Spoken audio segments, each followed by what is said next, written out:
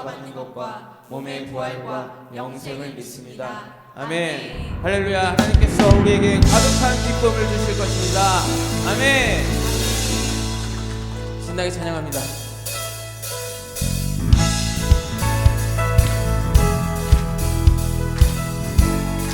우리의 갈급한 심령을 만지는 여호와 하나님을 찬양합니다. 할렐루야.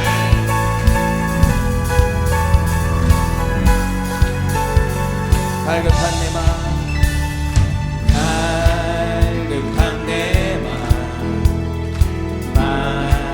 만지시는 주, 사랑과 노래 드리기 원합니다. 주 사랑해요, 주 사랑해요, 주 찬양해요.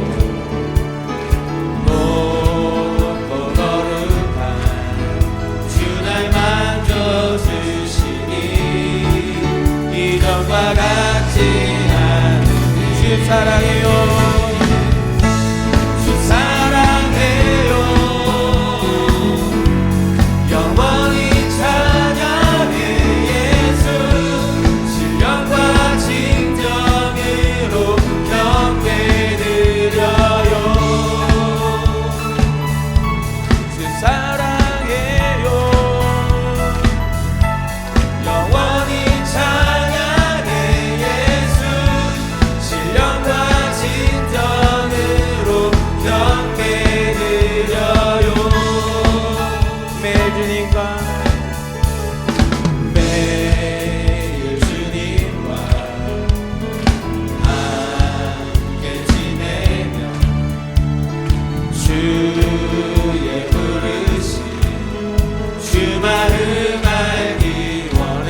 내 모든 호흡, 내 모든 호흡 주께 속했네.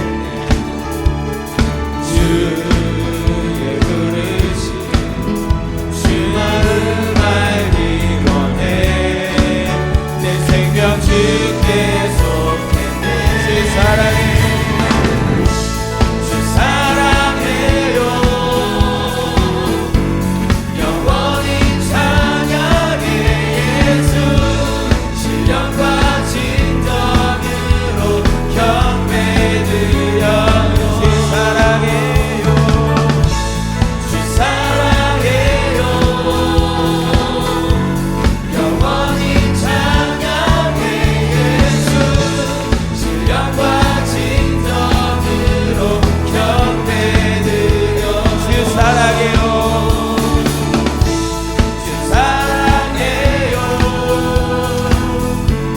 영원히 찬양해 예수, 신령과 진정으로 경배드려.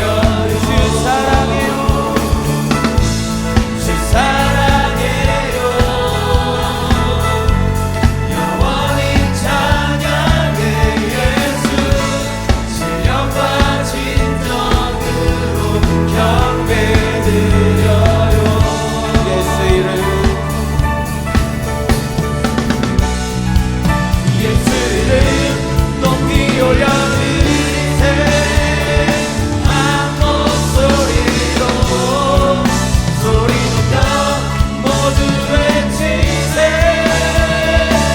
주 사랑해요, 주 사랑해요. 영원히 찬양해 예수, 신령과 진정으로 경배드려요. 주 사랑해요, 주 사랑해요. 영원히 찬양해 예수, 신령과 진정으로 경배드려. 주 사랑해요, 주 사랑해요. 영원히 찬양해 예수, 신령과 진정으로 경배드려. 주 사랑해요, 주 사랑해요. 영원히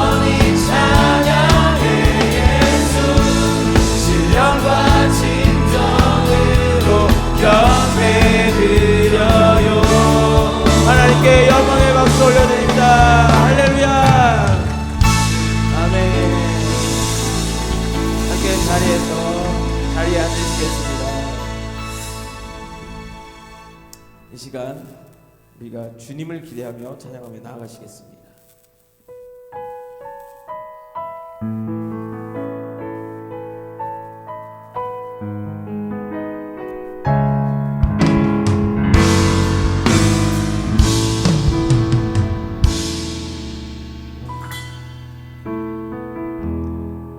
따스한 성령님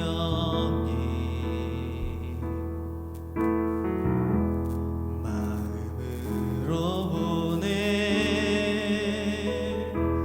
내 몸을 감싸며 주어지는 평안함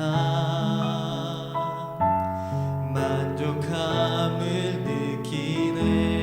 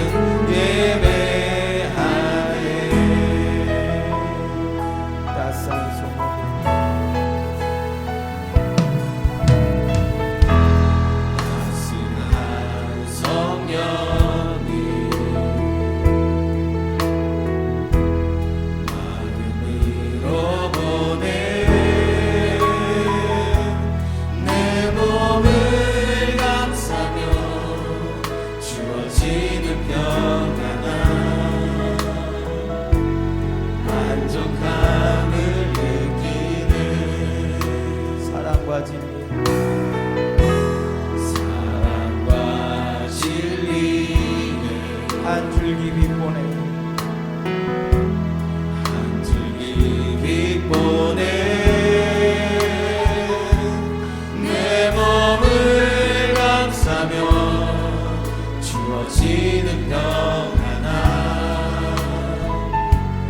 그 사랑을 느끼는 부르신 곳에서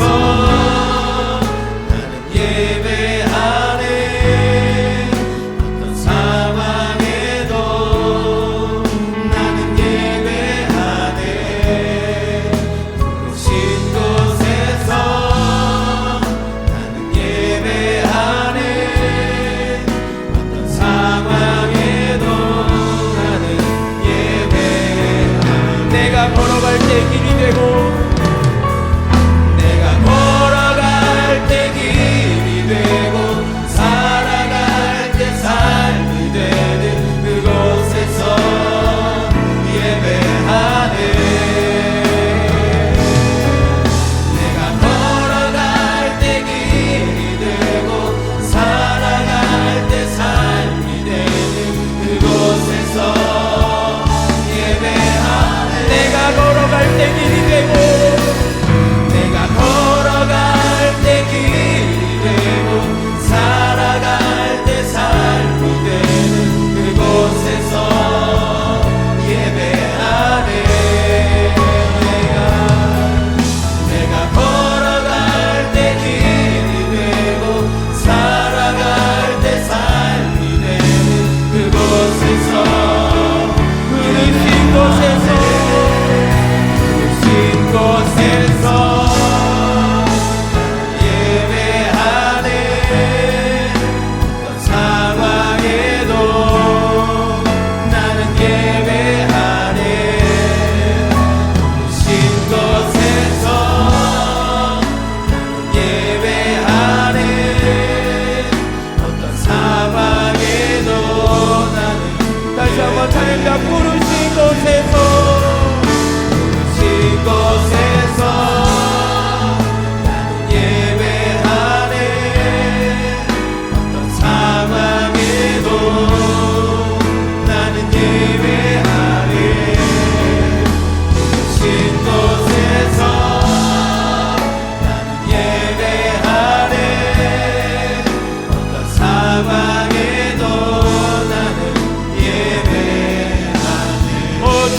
우리의 예배 가운데 임재하여 주시옵소서. 우리의 모든 것이 변화되는 시간을 되게 하여 주시옵소서.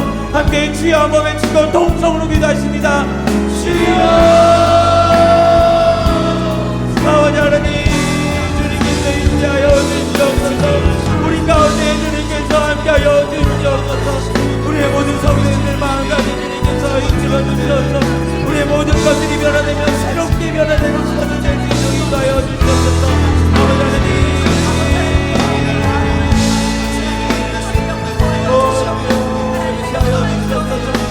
우리의 모든 신이 되는 시간을 내가 여주시옵소서.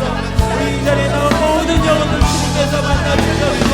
각자의 머리 가운데 주님께서 축복을 부어주시옵소서. 아버지를 만나서 회복되는 시간을 내가 여주시옵소서. 주님도 사명이 다시는 불타오르는 시간을 낼 수 있도록 인도하여 주시옵소서. 오 주여,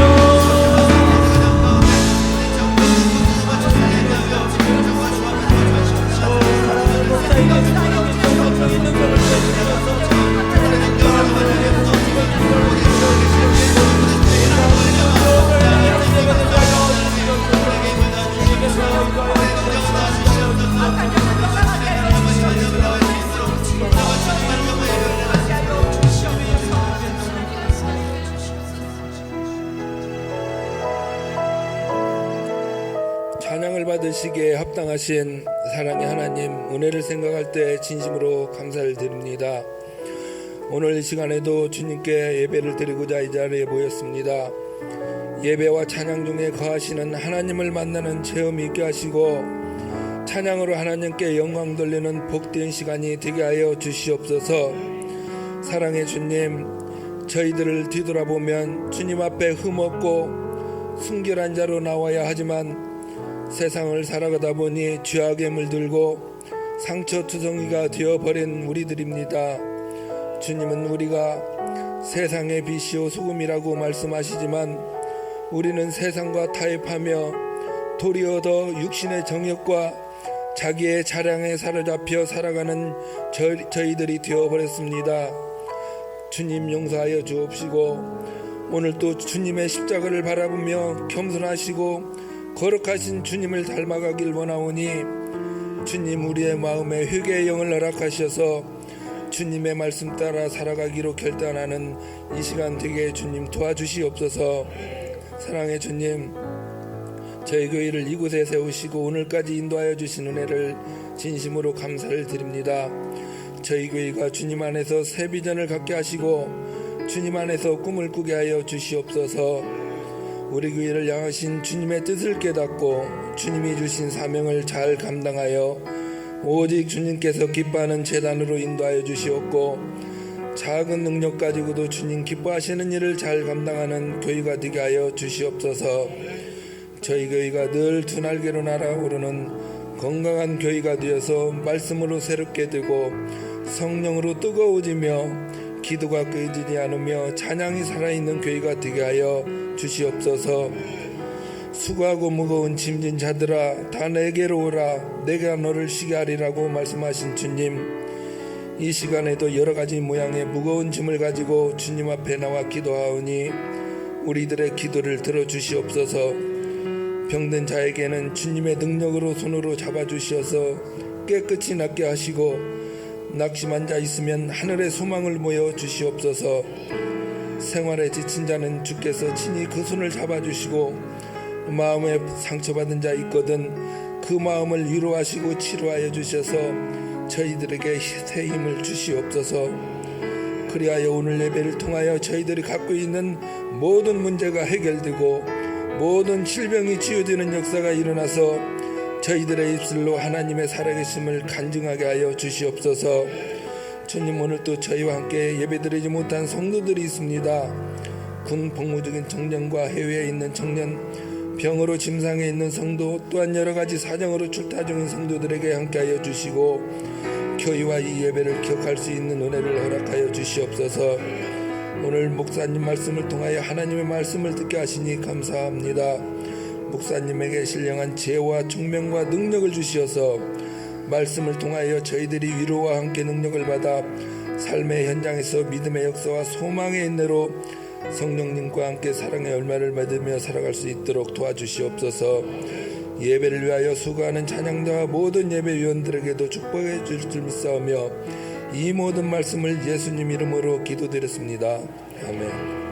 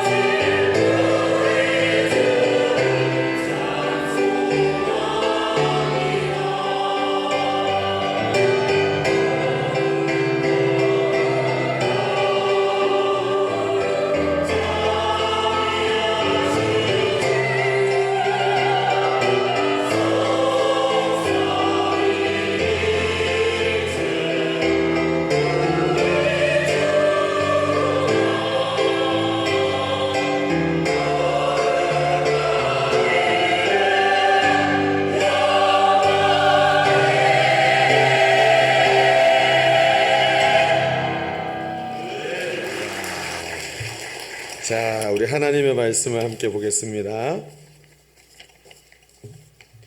호세아서 1장 1절로 9절의 말씀입니다.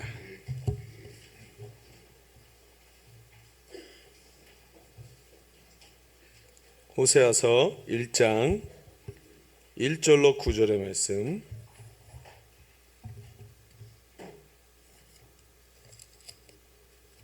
우리 한 절씩 교독해서 같이 봉독하겠습니다. 우시야와 요담과 아하스와 히스기야가 이어 유다 왕이 된 시대, 곧 요아스의 아들 여로보암이 이스라엘 왕이 된 시대에 부엘리의 아들 호사에게 임한 여호와의 말씀이라.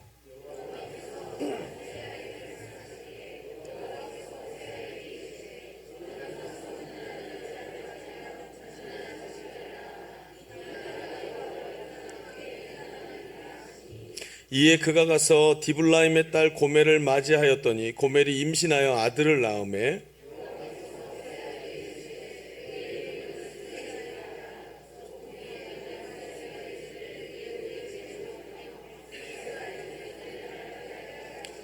그날에 내가 이스라엘 골짜기에서 이스라엘의 활을 꺾으리라 하시니라.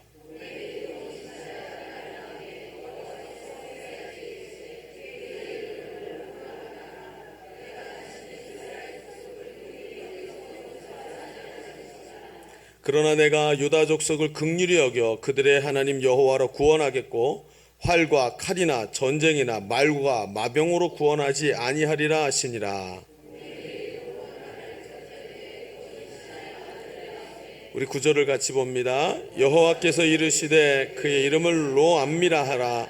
너희는 내 백성이 아니요 나는 너의 하나님이 되지 아니할 것임이라. 아멘. 어떤 남자가 항상 자기 그 지갑에다가 부인 사진을 지갑에 넣고 다니면서 꺼내서 자꾸 보는 거예요. 옆에 있던 친구가 그걸 보다가 물어봅니다. 이보게, 자네는 아직도 그렇게 와이프가 보고 싶은가? 왜 그렇게 사진을 가지고 다니며 보나? 하고 물어본 거예요. 그랬더니 이 친구가 대답을 합니다. 아니, 그게 아니고 아무리 골치 아픈 문제라도 이 사진을 꺼내다 보면 씻은 듯이 사라진다네. 아니, 아직도 그렇게 서로 좋아? 아니, 그게 아니라 나는 내 아내 사진을 볼 때마다 이 사람이랑도 살아왔는데 이 정도 문제야 뭐 걱정 없지 하며 위로를 받는다네 하고 얘기하는 거예요. 옆 사람에게 말해주세요. 당신을 보면 힘이 납니다. 시작. 당신을 보면 힘이 납니다. 조금만 줄여주세요. 자, 다시 한번 앞뒤로요. 주님이 당신의 힘이 되십니다. 시작. 주님이 당신의 힘이 되어주십니다. 아멘.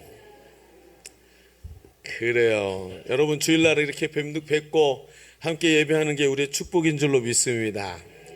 여러분, 사람이 견디기 힘든 것 중에 하나가 부당한 대우를 받는 것입니다. 부당한 대우를 받는 것, 그렇죠. 안타깝게도 우리가 사는 세상은 겉으로는 정의롭고 또 겉으로는 공평한 것을 말하지만 실제로는 곳곳에서 부당한 현실이 가득한 곳이 바로 우리의 삶의 현장이 아니겠습니까? 우리가 살아가는 세상의 현실입니다.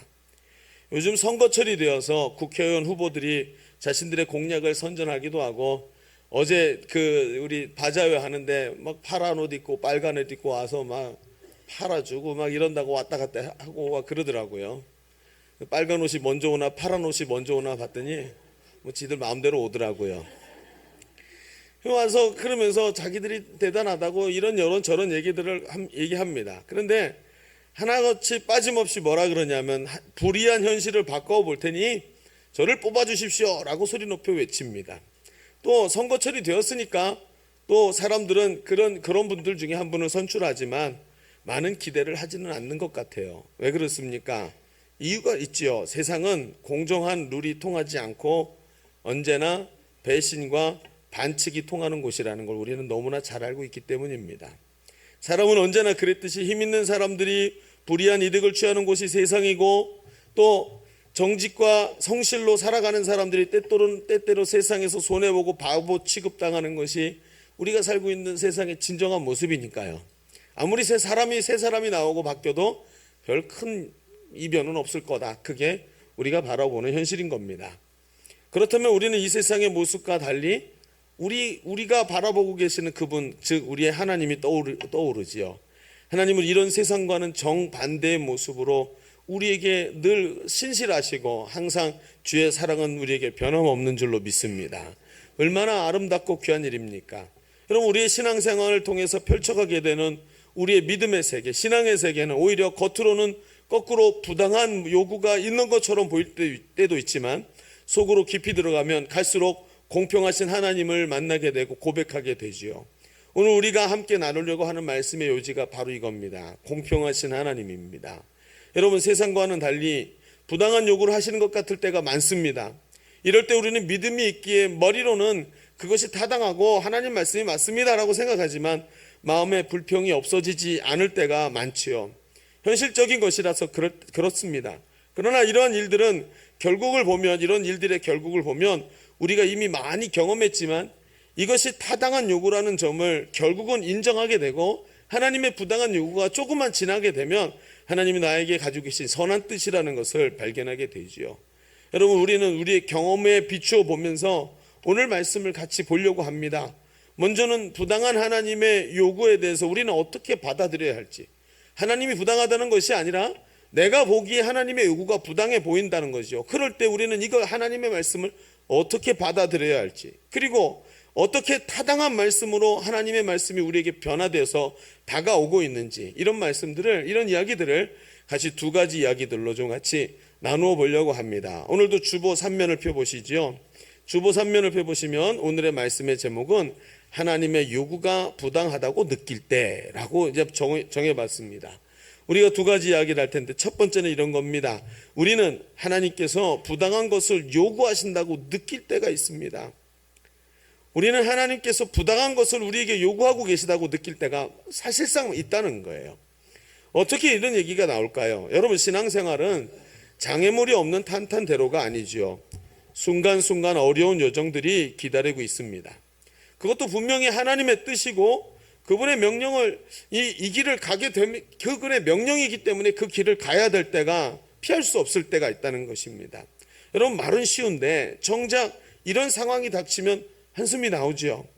어떻게 이럴 수가 있나 이런 생각이 듭니다. 하나님, 어떻게 저에게 이런 길을 허락하십니까? 하나님의 명령은 저에게 지금 너무나 부당한 것 아닌가요? 다른 사람들은 다 평탄한 길을 걸어가는 것 같은데 왜 저에게만 유독 힘든 이런 상황을 허락해 주십니까? 피할 수 없는 운명은 도대체 왜 나에게만 있는 것입니까? 이런 이야기들이 입에서 흘러나온다는 것입니다. 오늘 본문에 호세아 선지자가 바로 그런 부당한 요구를 받고 있는 사람이 아닌가 하는 생각이 듭니다. 그것은 바로 아주 이상한 결혼에 대한 이야기를 하나님의 명령으로 들었기 때문입니다. 하나님 뭐라 그러시죠? 호세아야, 너는 가서 음란한 저 여인 고멜과 결혼해라. 그리고 음란한 자녀들을 낳아서 길러라. 여러분, 이건 좀 너무 안 맞지요? 하나님, 이게 지금 무슨 말씀입니까? 지금 이게 선지자한테 하신 말씀이란 말이에요. 보통 사람이 아니고요. 여러분, 우리는 이런 이야기들을 들으면서도 지금 여러분의 그 감동 없는 그 표정들 어찌하면 좋을지 모르겠어요. 화가 나고 분노가 나야 되지 않습니까? 예, 그렇죠. 워낙에 도를 통하신 분들이어가지고 여러분, 사실은 하나님 말씀을 이렇게 들을 때 우리는 이 얘기들을 남의 이야기로 들어서는 안 되는 것입니다. 이런 이야기를 들으면서 남의 이야기로 들으면 실감이 안 나죠. 상상의 날개를 펴시고 성경 인물의 자리에 내가 서 있는 것처럼 한번 바라보시기 바랍니다. 저는 그 이집트 왕자라는 애니메이션이 있죠. 거기 모세 얘기가 나오고 홍해 가르는 장면이 나오는데 그 홍해 가르는 장면을요, 아마 여태껏 영화 보면서 가장 감동적으로 봤던 것 같아요. 왜 그러냐고요? 저는 홍해가 그렇게 갈라지는 줄 몰랐거든요. 그냥 슬쩍 갈라질 줄 알았죠. 그런데 그 사람은 똑같은 성경을 읽으면서 마치 모세 옆에서 지켜본 것처럼 그림을 그리는데요. 얼마나 다이나믹하고 얼마나 힘있게 갈라지는지요. 그래서 제가 성경을 다시 펼쳐봤어요. 그러고 보니까 진짜 그렇더라고요. 양쪽에 벽이 되어 섰고요. 바람으로 하나님 휘휘 갈라내시는 모습들이 있는데 왜 나는 똑같은 걸 보면서 저런 걸 못 봤을까? 그러니 감동이 덜할 수밖에요. 하나님이 하신 일들이 눈에 안 보이는 거예요. 여러분, 오늘도 이 말씀을 들으면서 같이 호세아의 자리에 좀 서보시기 바랍니다. 호세아처럼 같이 부당하다고 생각해 보시고 호세아가 경험하고 있는 그 마음을 한번 같이 따라오면서 한번 느껴보셨으면 좋겠어요. 자, 내가 호세아가 되어서 이 명령을 들었다고 한번 생각해 보시죠. 정말 기가 막힌 명령입니다. 제가 만약에 호세아라면 대뜸 눈을 부라리면서 하나님께 따져 물었을 거예요. 하나님, 그렇죠? 그렇죠? 하나님하고 큰 눈을 뜨지 않았을까요? 여러분, 그러면서 하나님을 향해서 하나님 저에게 왜 이러시나요? 혹시 하나님 뭐 삐지신 거 있으세요? 제가 혹시 11조를 떼먹었나요? 뭐 이러면서 저 자신을 돌아다 보겠죠. 여러분, 누가 봐도 선지자 호세아에게 이 음란한 여인 디브라임의 딸 고멜과 결혼하라는 하나님의 명령을 부당하게 느낄 수밖에 없습니다. 물론 사명이 가정보다 소중하다는 것은 알고 있지만 결혼까지 희생시키면서 선지자의 길을 이상하게 걸어가게 하시는 하나님이 매정하고 독한 분으로 느껴지지 않으십니까? 전능하신 하나님 앞에서 우리의 인생은 그저 장기판에 있는 졸 하나밖에 안 된다는 그런 생각이 들도록 하나님이 막대우하시는 것 같은 생각이 드는 거예요. 하나님 거 아니니까, 하나님 안 아프시니까 막 던지시는 거 아니냔 말이죠. 그래서 우리는 굴곡이는 우리의 인생길에서 고멜과 결혼하라는 명령을 하시는 하나님에 대한 고민이 시작될 수밖에 없습니다. 이런 굴곡을 명령하신 명령하신 분이 하나님이시니까 말이죠. 자, 이제 우리가 좀 이걸 여기서 좀 생각을 좀 같이 몰아가 봐야 할 부분이 있습니다. 여러분, 가만히 생각을 제가 말씀드리는 대로 같이 한번 끌고 와 보십시오. 아마 이런 부당한 명령을 받았으면 누구도 왜 이런 명령을 하시는지에 대해서 섣불리 대답을 할 수는 없을 것입니다. 누구도 이런 문제를 풀 수 없는 거예요. 누구도 하나님이 던지시는 이해할 수 없는 불행 앞에서, 이런 명령 앞에서 결국 우리는 그 질문에 자신 있게 대답할 사람이 한 사람도 없다는 거예요. 왜요? 똑같이 인생 안에 살고 있으니까요. 그러면 우리가 알 수 없는 얘기들을 가지고 머리 끙끙 매고 있는 게 아니라 생각을 좀 바꿔서 다른 입장에서 봐야 되겠죠. 어떻게 해요? 하나님, 어떻게 하나님께서 이런 명령을 하실 수 있습니까? 라는 질문이 아니라 하나님, 이 명령 앞에서 호세아는 어떤 태도를 보이고 있는가 하는 것이 훨씬 더 우리가 바라볼 수 있는 타당한 안목이 되겠죠. 왜요? 호세아는 이 명령을 받으면서 어떤 반응을 하고 있고 그도 우리와 똑같은 사람이니까요. 여러분, 그러면 그의 생각과 그의 행동을 보면서 무엇인가 우리가 찾아낼 수 있는 단초가 있지 않겠습니까?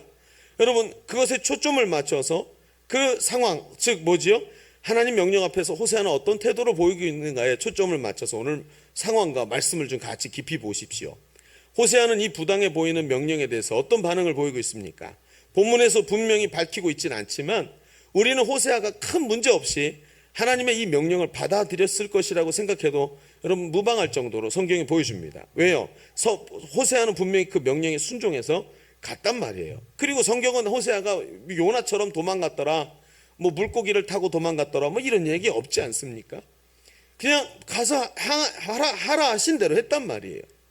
여러분, 호세아는 하나님이 자신이 고멜과 결혼하라는 것을 통해 이스라엘 백성을 향해 주시려는 강력한 교훈과 메시지를 자기 몸으로 전달하기 위해 달려갔다는 것입니다.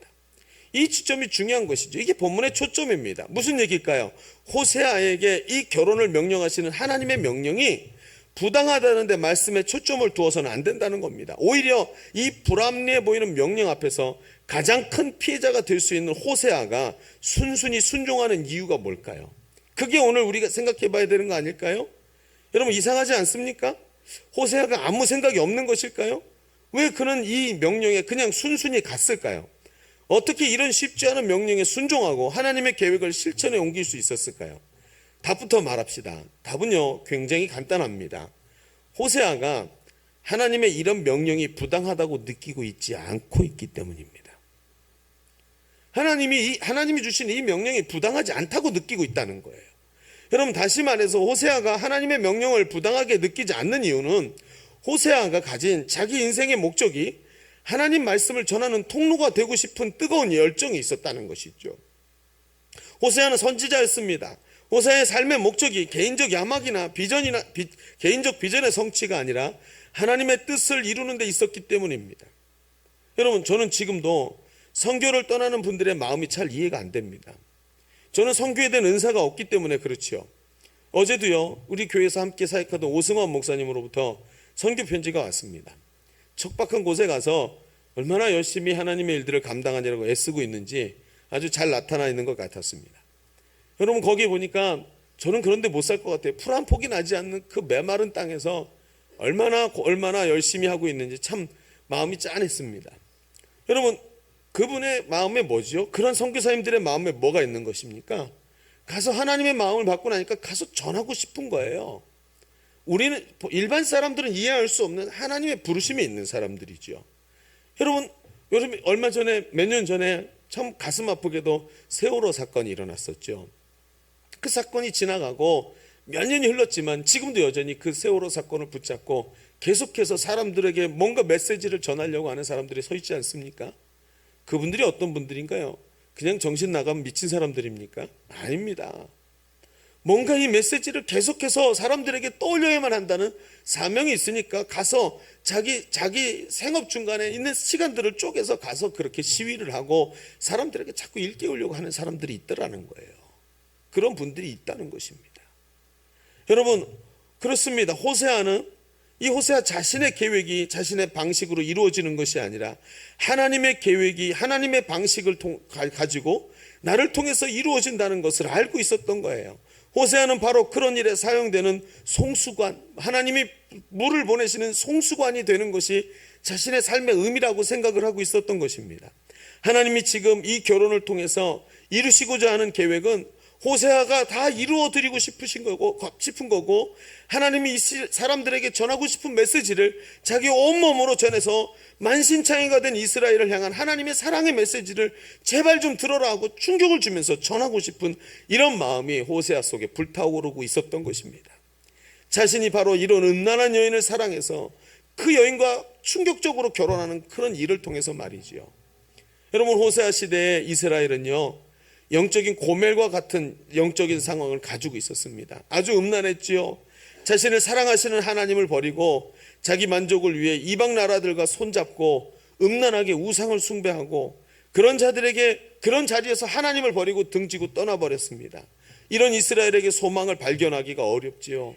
심지어요 하나님은 그들과 함께 자녀를 낳고 새 자녀의 이름을 통해서 그들이 얼마나 폐역했고 얼마나 그들이 지금 구자불능 상태에 빠져 있는지를 말해주라고 주님이 함께 얘기하고 계시지 않습니까? 세 자녀의 이름을 보십시오. 이 세 자녀의 이름을 보면요 설상가상입니다.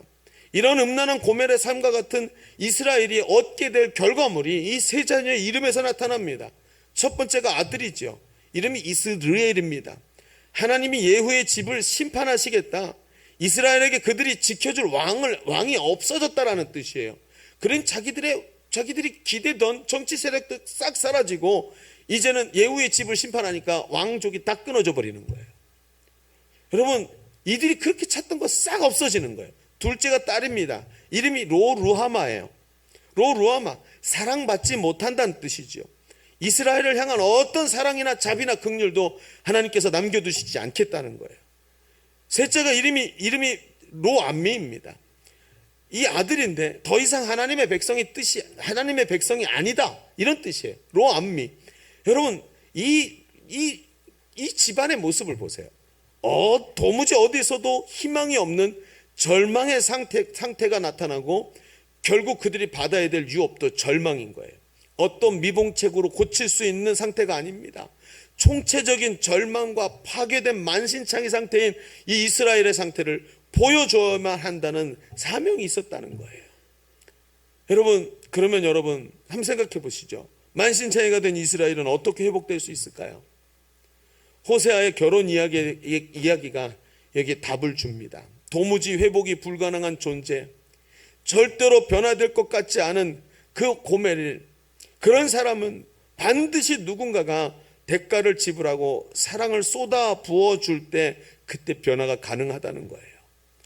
호세아로 하여금 창기 고멜에게로 가서 그녀를 아내로 맞이하려는 요구는 그에게 대가를 지불하는 사랑으로 끝까지 이스라엘을 버리지 않는 하나님의 사랑을 좀 가서 알려줘라 하고 보내고 계시는 거라는 거죠. 여러분 제가 예전에 신학교 다닐 때 오래전 얘기입니다. 교수 한 분이 기억에서 지워지지가 않습니다. 이 교수님이 목사님이셨는데 외모가 아주 왜소했어요. 빼짝 마르시고요. 키가 아주 작으셨습니다. 그리고 머리가 많이 벗겨지셔가지고 가운데까지 머리는 없고요. 옆에만 머리가 있는 분. 안경을 쓰고 턱이 뾰족한 아주 갸름한 분이었어요. 겉으로 봐도 보면 진짜 보잘것없고요. 만약에 지나가다가 사람하고 툭 부딪히면 무너질 것 같은 그런 분인 거예요. 그런데 이분이 수업을 진행하면서 중간중간에 자기 삶의 이야기들을 쭉쭉 들려주시는 걸 저희가 이제 들었어요. 그걸 종합해 보면 이런 얘기입니다. 이 목사님이 결혼하셔가지고 첫째 아기를 가지신 거예요. 아이가 태중에서 잘 자라고 있는데 어느 날 병원에 갔더니 의사가 이 부부에게 말을 합니다. 이 태중에 있는 아기가 장애가 있습니다. 심각합니다. 장애 수치가 거의 100에 가깝습니다. 하고 얘기를 한 거예요. 어떻게 해야 되죠? 왜 장애 검사하죠? 장애 검사 왜 하죠? 그렇죠. 바로 그걸 위해서 하는 겁니다.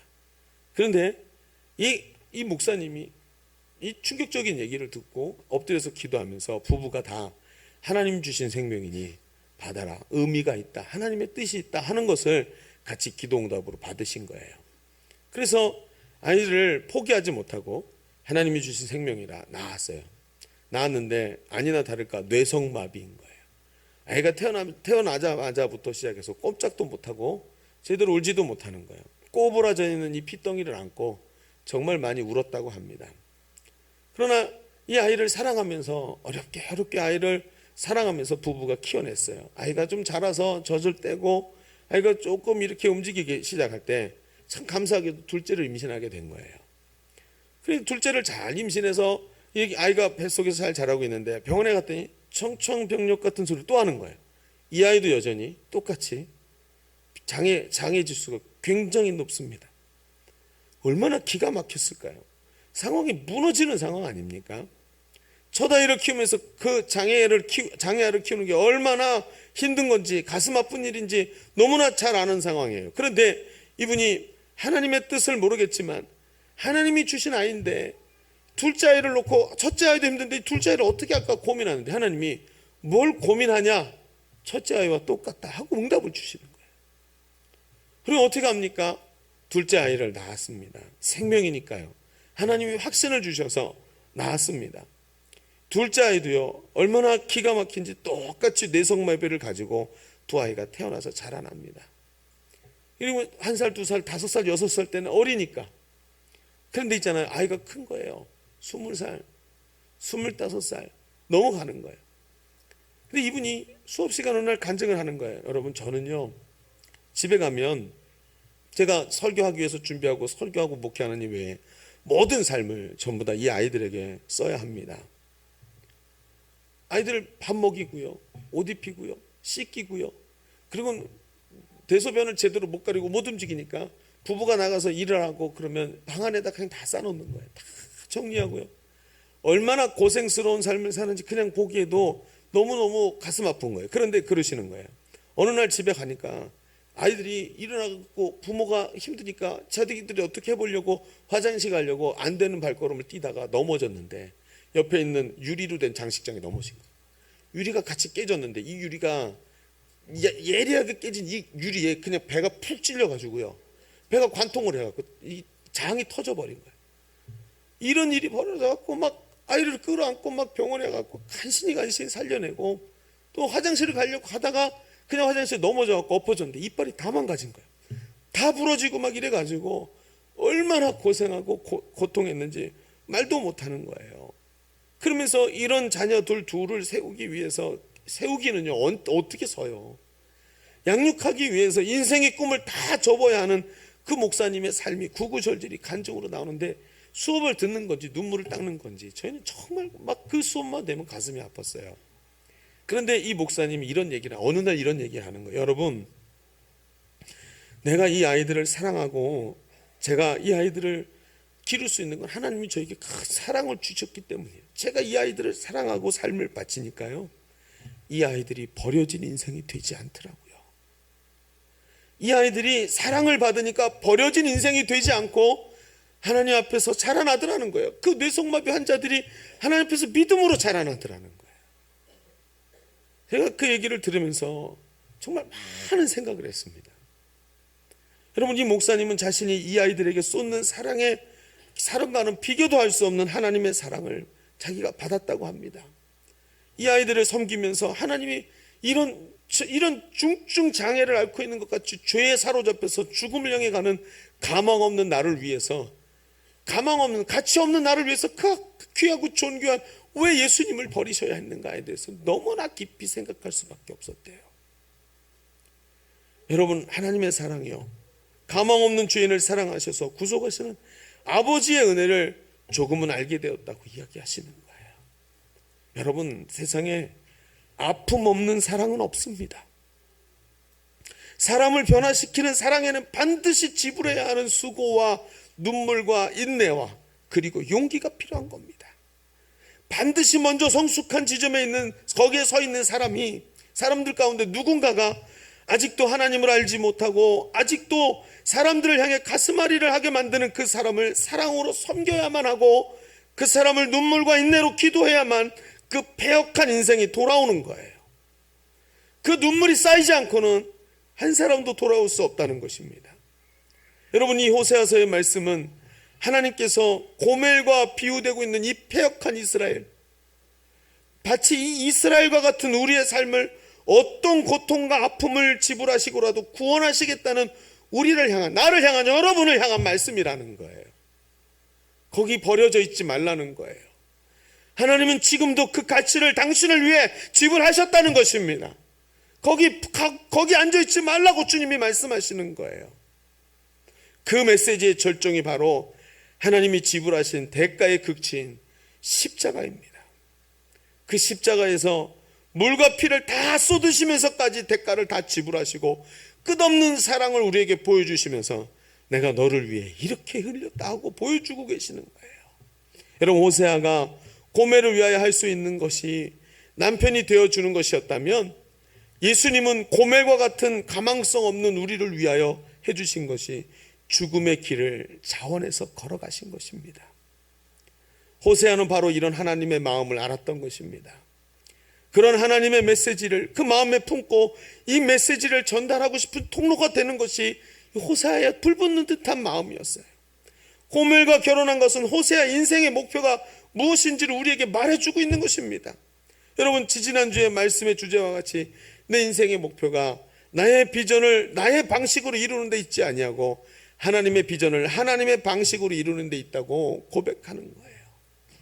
여러분, 지난주에도요, 많은 분들이 행복 모임에서 베스트를 섬기고 또 행복 모임에 초청해서 예수 그리스도를 영접하게 하고 구원의 반열에 서게 하는 감격스러운 보고들이 들어오는 것을 보았습니다. 그러나 모든 보고가 그렇게 잘 되고 있다고 말하지 않아요. 어떤 분은 전도하다가 사람들의 경멸의 눈초리로 자기를 쳐다보고 이를 가는 눈빛을 바라보기도 했고요. 베스트를 섬기기가 정말로 어렵고 힘들고 그 베스트가 변화되지 않아서 그 집에 찾아갔는데 문도 열어주지 않고 말할 용기도 없으니까 집 앞에 서서 문고리를 붙잡고 문손잡이 붙잡고 하나님, 이 집안에 들어있는 사람들이 변화되게 해주십시오 하고 한참을 기도하다가 왔다고 하는 이야기들을 들으면서 하나님이 우리의 인생에 하나님의 기뻐하시는 일을 위해 그분의 마음을 가지고 안 되는 사람들을 그 마음을 가지고 사랑하면서 이 길을 달려가는 것이 얼마나 소중한 일인지를 깨닫게 되는 거예요.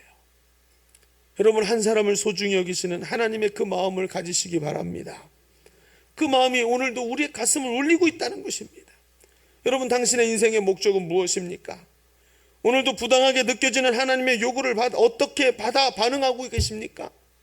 저렇게 변화되지 않고 핍박하고 있는 남편과 함께 살면서 밤마다 그 남편과 어제도 그렇게 핍박받아서 고통스러웠는데 그 남편과 함께 잠을 자면서 하나님, 내 옆에 있는 이 남편을 어떻게 하면 좋습니까? 하면서 주님 앞에 기도하고 있으면서 하나님의 그 사랑과 또 하나님의 그 부당하게 느껴지는 요구에 여러분은 어떻게 반응하고 계십니까?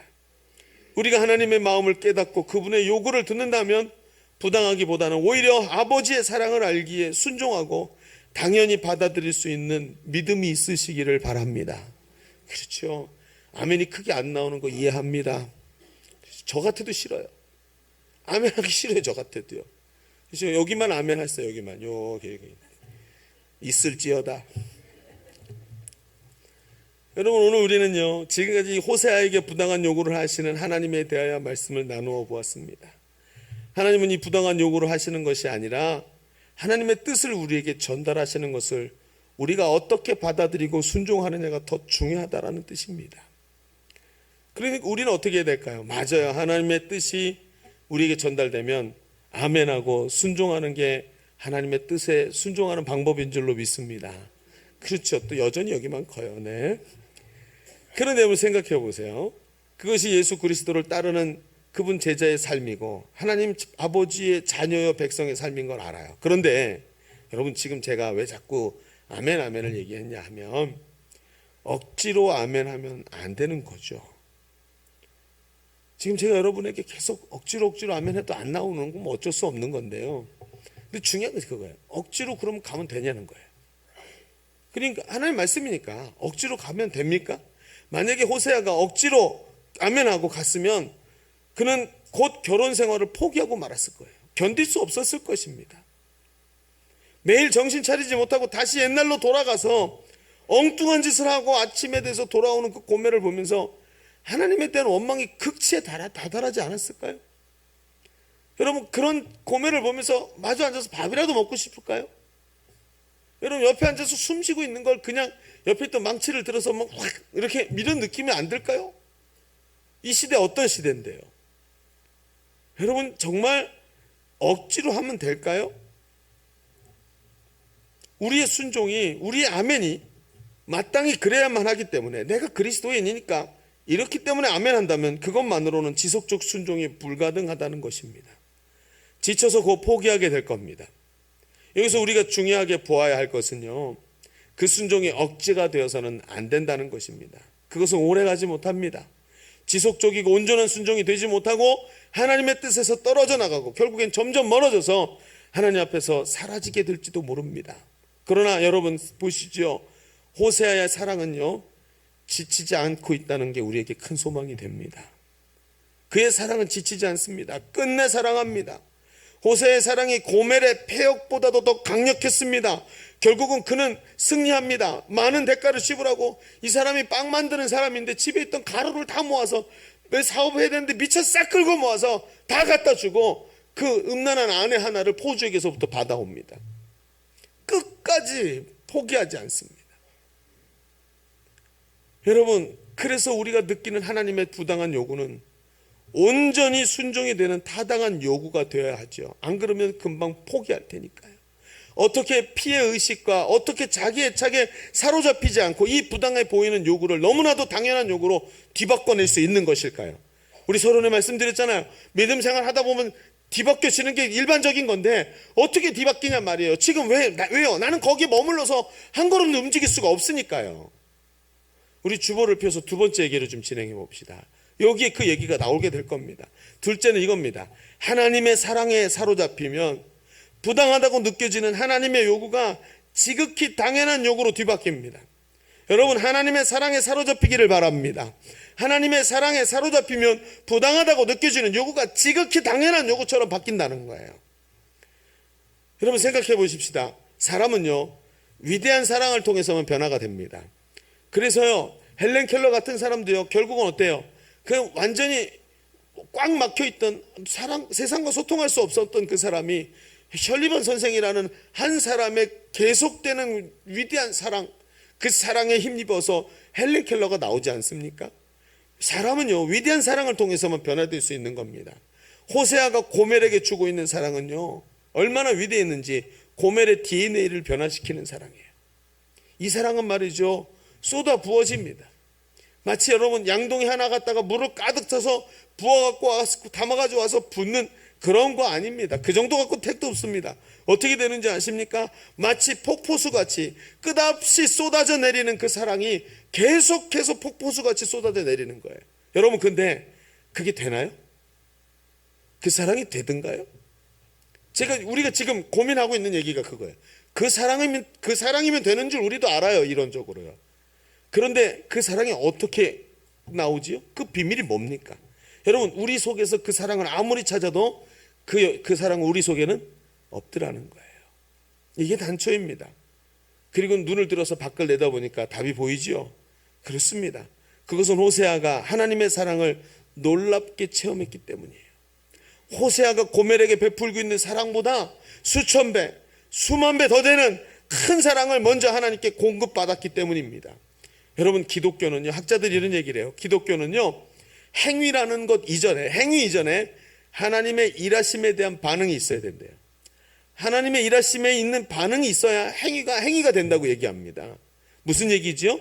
하나님의 일하심을 체험하고 그 체험에 대한 반응으로 행동이 나오는 게 기독교라는 거예요. 고멜을 사랑하라는 명령이죠. 그런데 고멜을 사랑하라는 명령 이전에 하나님께서 고멜 같은 저를 사랑하셨습니다라는 고백이 먼저 있어야 된다는 거예요. 여러분, 우리는 먼저 고멜에게 가라는 부당한 명령을 순종하기 전에 하나님 앞에서 자신이 고멜로 서야 하는 것입니다. 그래서 실제로 호세아가 그 부인 고멜보다도 더 추악한 고멜로 하나님 앞에 자기 자신이 서게 될 때, 하나님, 내가 저 고멜보다도 더 추악한 자입니다 하고 하나님 앞에 서게 될 때 그는 넉넉히 자신의 사랑이 필요한 그 여인 고멜을 상대할 수 있었던 것입니다. 여러분, 호세아는 결코 하나님의 명령을 억압적으로 받아들인 게 아닙니다. 하라고 강권하셨기 때문에 한 게 아닙니다. 하나님 앞에서 고멜보다 더 고멜 같은 자신을 발견한 것입니다. 그리고 나 때문에 멍들어 있는 하나님의 가슴을 보았습니다. 그리고 뜨거운 눈물이 터져 나오는 것이죠. 그리고 호세아는 그 자리에서 나를 위해서 그렇게 멍울이치도록 가슴 아프셨던 주님의 명령, 주님의 사랑을 붙잡고 그 명령에 순복하게 되는 것입니다. 그 사랑에 대한 감격이 정말로 용서할 수 없는 고멜을 용서하게 만들고, 그 사랑이 계속해서 내 삶에 끊임없이 폭포수가 흘러내리니까 그 사랑을 흘려보내서 고멜에게 또 사랑으로 보내줄 수 있는 거예요. 여러분, 받지 못하면 줄 수 없는 거예요. 오늘도 왜 여기가 끊어지는 줄 아십니까? 이게 끊어졌기 때문에 여기가 끊어지는 거예요. 여러분, 오늘도 우리가 그 부분을 잘 봐야 하는 것입니다. 바울은요, 이러한 하나님의 사랑을 체험한 사람입니다. 그가 우리가 이 호세아의 말을 마치 대변하는 고백을 하는 거예요. 로마서 8장 35절부터 말씀해 보면 이렇게 말합니다. 누가 우리를 그리스도의 사랑에서 끊으리요? 환난이나 공고나 박해나 기근이나 적신이나 위협이나 칼이랴. 누가 끊겠느냐? 그 하나님 어마어마한 사랑에서 누가 그 폭포수를 끊어내겠느냐?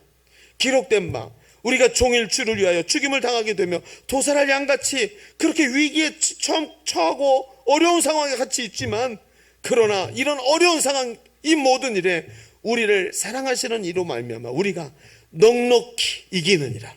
할렐루야. 넉넉히 이긴. 그런데 여기서 끝이 아니에요. 내가 확신하노니. 여러분, 확신이 뭐예요? 확신. 언제 확신이 옵니까?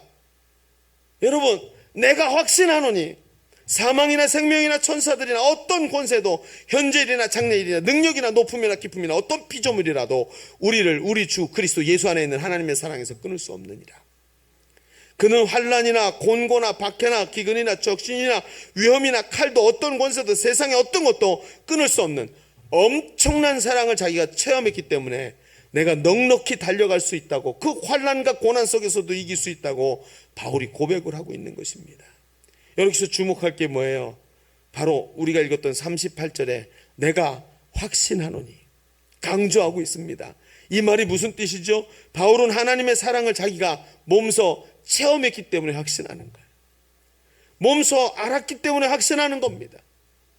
여러분, 자기가 몸소 보았기 때문에 확신하는 겁니다. 여러분, 이 강조는 자기가 사랑을 체험했다는 얘기예요. 여기서 바로 이 체험에서 대적을 품을 수 있는 능력이 나오는 것입니다. 여러분, 우리가 잘 아는 뇌성마비 환자가 한 분 있습니다. 오늘 뇌성마비 환자 얘기를 계속하네요. 이분은 시인입니다. 누군지 아십니까? 우리가 다 아는 시를 쓴 바로 송명희 씨입니다. 이 송명희 시인은 나 가진 재물 없으나, 노래 아시죠? 나 가진 재물 없으나, 이렇게 시작하는 노래입니다. 하이라이트를 부르려고 그랬는데 연습하다가 안 올라가서 앞에 부분을 불렀습니다. 근데 여러분 생각해 보세요. 그녀는 자신이 뭐라 그러냐면 자기 자신을 깨진 질그릇이라고 표현을 해요. 질그릇이 뭐예요? 뚝배기죠. 성경은 질그릇을 제일 낮은 그릇이라고 얘기합니다. 그런데 그 질그릇인데 질그릇이 어땠다고요? 그나마 깨져버렸어요. 어디다 씁니까? 이게 자기 모습이었다고 얘기하면서 이 송명희 시인은 자기 간증을 시작을 합니다. 이 송명희 씨는 태어날 때 의사의 부주의로 이 아기의 뇌를 집게로 잡아서 당겼잖아요. 예전에요. 그때 집게로 잘못 건드려놔서 소뇌를 다친 사람이에요. 아기가 태어났는데 울지도 못하고 몸을 가누지도 못하고 여물지 못한 계란처럼 아기가 머리가 만지는 대로 푹푹 들어가는 거예요. 그러니까 이거 아이를 어떻게 손을 봅니까? 그러니까 아이를 방치를 한 거죠. 게다가 집안은 너무 가난해 갖고 이 내성마비로 태어난 아기에게 아무것도 해줄 수가 없는 거예요.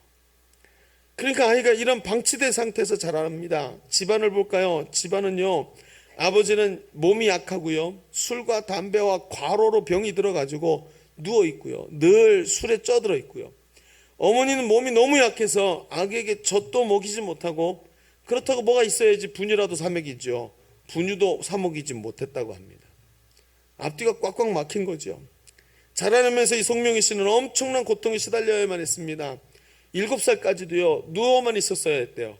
엄마가 한 번이라도 업어주면 없는 순간 있잖아요. 허리가, 우리는 보통 이렇게 수그리잖아요.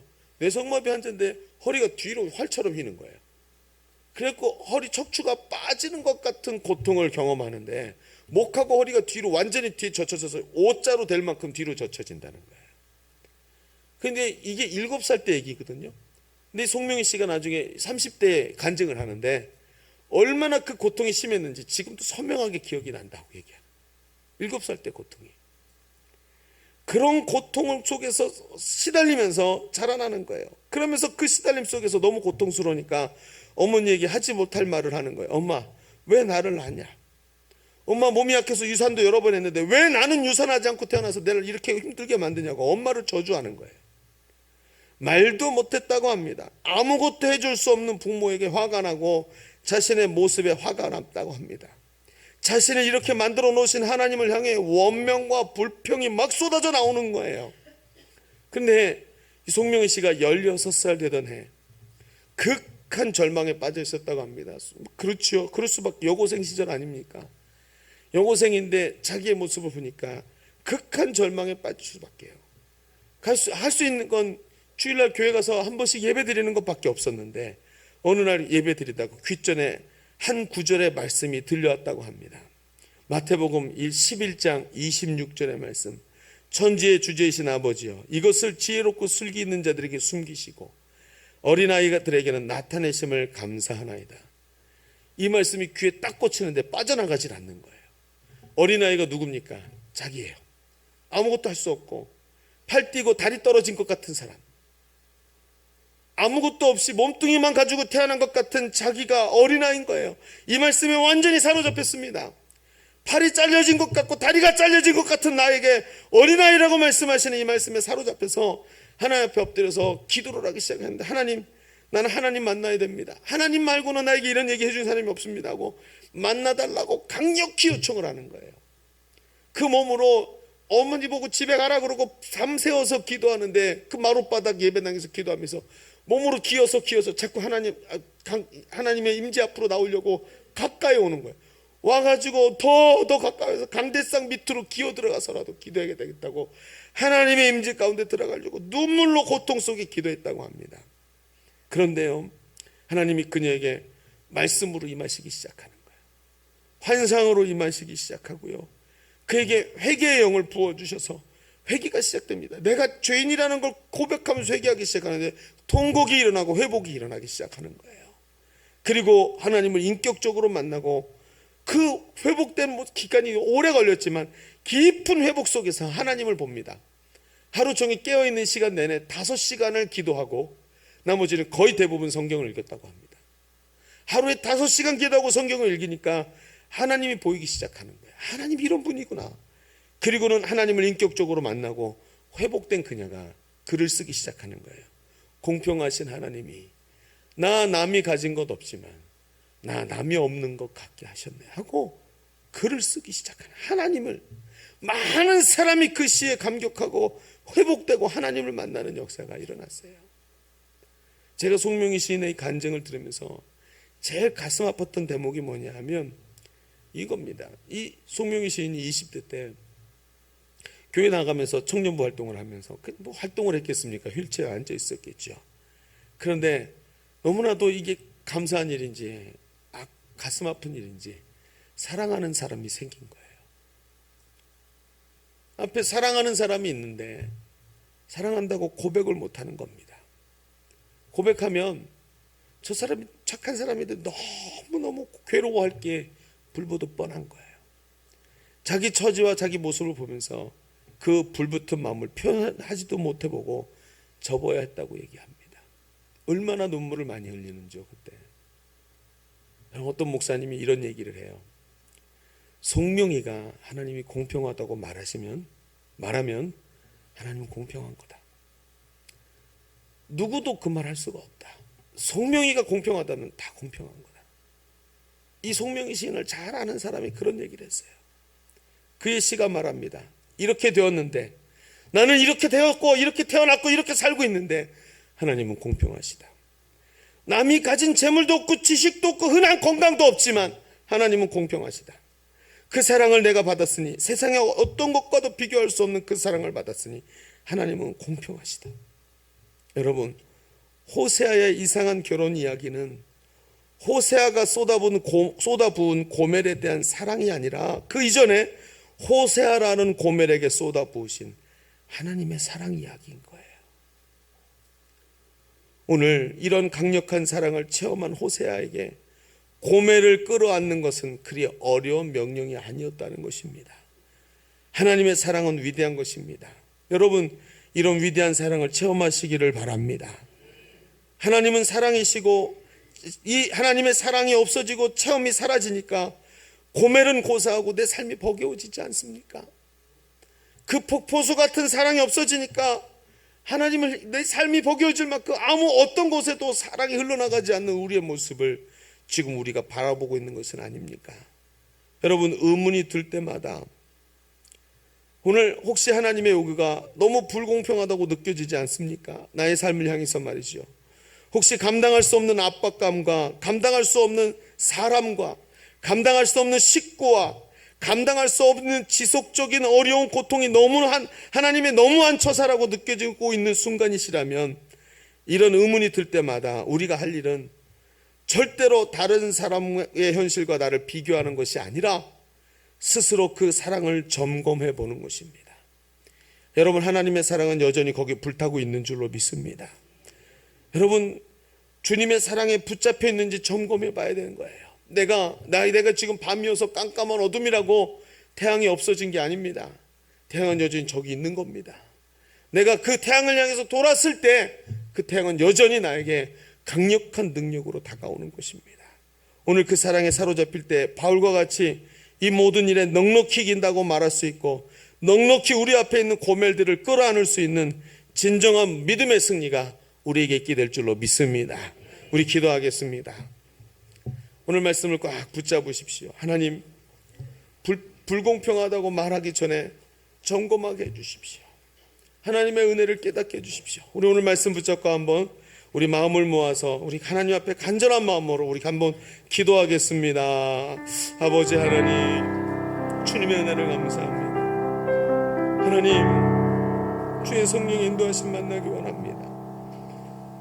주님 아버지, 주님 아버지, 성령 안에서 깨닫게 하시고 주의 은혜 안에서 길을 간절히 바랍니다. 주여, 주여, 주여, 주여, 주여, 주여, 하나님의 은혜가 있게 주여, 주여, 주여, 아버지 하나님, 주의 은혜가 아버지 하나님,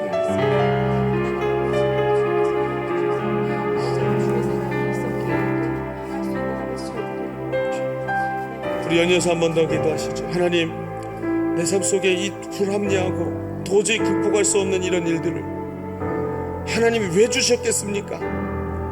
얼굴만 봐도 분노가 치밀어 오는 그 사람을 내 옆에 왜 세워놓으셨겠습니까?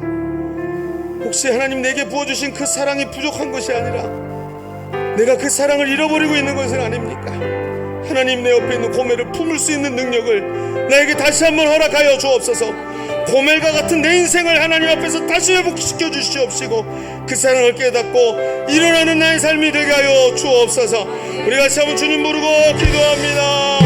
주여, 하나님, 주의 은혜가 우리 가운데 있습니다. 하나님의 은혜가 우리의 삶을 지금도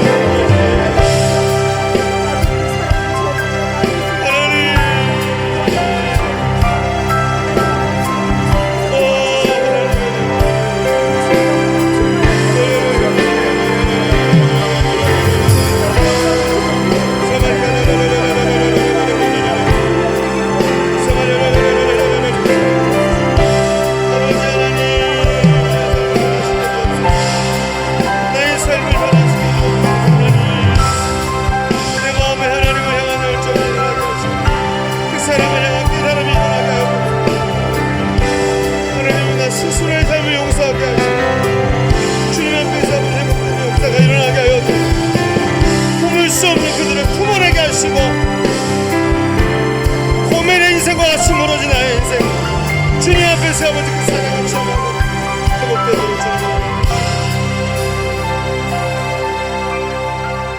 하나님, 무너져버린 내 인생을 오늘도 하나님 세우고 계시는 줄로 믿습니다. 또 다른 고멜과 같이 주의 은혜를 잊어버리고 패역한 나의 심령을 주님께서 오늘도 회복시키시고 폭포수 같은 주의 은혜로 우리를 회복시켜 주시기를 원합니다. 그리고는 내가 그 고멜을 끌어안고 넉넉히 사랑할 수 있는 능력으로 달려가는 우리의 신앙의 삶이 되도록 주님 역사하여 주옵소서. 오늘도 그 말씀에 매어서 승리하는 삶 되게 하여 주옵소서. 예수님의 이름으로 기도합니다. 아멘. 우리 하나님께 감사와 영광의 박수 올려드리겠습니다. 감사합니다. 우리 찬양하면서 준비된 예물 하나님께 올려드리겠습니다.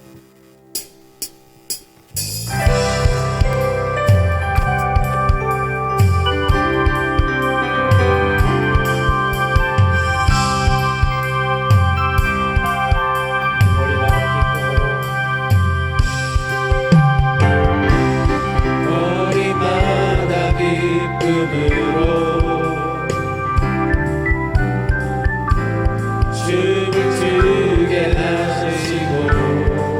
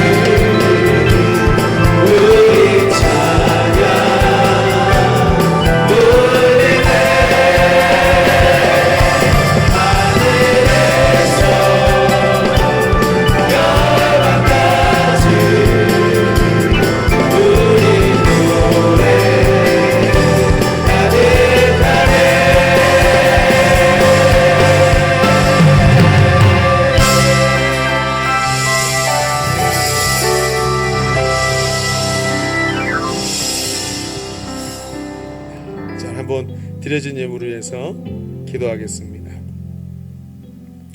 거룩하시고 은혜가 많으신 하나님, 오늘도 주 앞에 예물을 드리며 예배하고 주를 존귀히 여기고 우리 하나님께서 이 예배를 만드시기 위해서 자기 아들을 십자가에 죽으시고 대가를 지불하신 것처럼 우리가 하나님 앞에 우리의 것을 드리며 희생하며 헌신하기를 원해서 우리의 것들을 주께 올려드립니다. 주님만 치루신 것이 아니라 나도 주님의 치루심에 옆에서 우리의 인생을 주님께 드리는 서로 간에 우리 하나님과 나 사이에 이런 끈끈한 관계임을 주님께서 기억하여 주시기를 원합니다. 내가 주님을 향해 모든 것 드립니다. 주의 그 크신 사랑 앞에서, 말할 수 없는 그 큰 은혜 앞에서 주여 우리의 인생 전체를 주님께 올려드립니다. 주님 받아 주시옵소서. 흠양하여 주시옵소서. 이 안에 들어있는 하나님을 향한 사랑의 고백들과 감사의 내용들과 기도의 제목들과 주 앞에 올려드린 모든 영광을 하나님 홀로 받아 주시옵시고 드린 손길들 위에 하나님의 영광과 채우시는 은혜가 넘쳐나도록 주님 기름 부어 주시옵소서. 이제 삶의 현장으로 또 다시 나가려고 합니다. 우리의 어깨에 힘을 더하여 주시옵시고 마음의 담력을 허락하여 주시옵시고 그 크신 사랑 붙잡고 나가 우리 옆에 있는 고멜들을 당당하게 품어낼 수 있는 능력의 성도들이 되도록 주님 인도하여 주옵소서. 하나님께 모든 영광과 찬송을 올려드립니다.